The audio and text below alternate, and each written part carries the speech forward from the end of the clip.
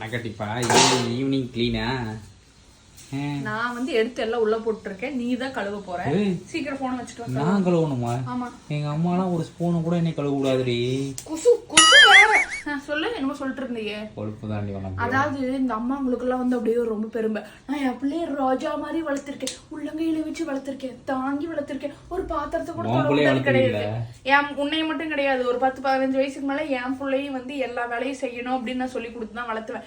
ஏன்னு வச்சுக்குவேன், ஒரு கட்டம் வரைக்கும் அம்மாவை சார்ந்து இருக்கீங்க ஆம்பளை பசங்க எல்லாம். அதுக்கப்புறம் கல்யாணம் ஆயிருது, மனைவியை சார்ந்து இருக்கீங்க. ஒரு சமைக்க தெரியாது, சுடுதண்ணி வைக்க தெரியாது, ரசம் வைக்க தெரியாது, வெங்காயம் வைக்க தெரியாது, பாத்திரம் கழுவ தெரியாது. இது வந்து ஓகே தான், எந்த பிரச்சனையும் கிடையாது. எந்த கட்டத்துல தெரியுமா இது பிரச்சனை? வாழ்க்கை துணை ஒருத்தங்க இன்னொருத்தங்களை விட்டு பிரியறாங்கல்ல, இயற்கையான இறப்பு நிகழுதுல ஒரு 50 வயசுல கூட. அப்ப வந்துட்டு கணவன் வீட்டுக்கு போனதுக்கு அப்புறம் லேடிஸ் மனைவிகள் வந்து சர்வைவ் ஆயிடுறாங்க, குழந்தைகிட்டு இருக்காங்க. இன்னும் நிறைய பேர் 50-60 வயசுல எல்லாம் வேலைக்கு போயிட்டு இருக்கிறத நான் பாத்துக்கிட்டு இருக்கேன்.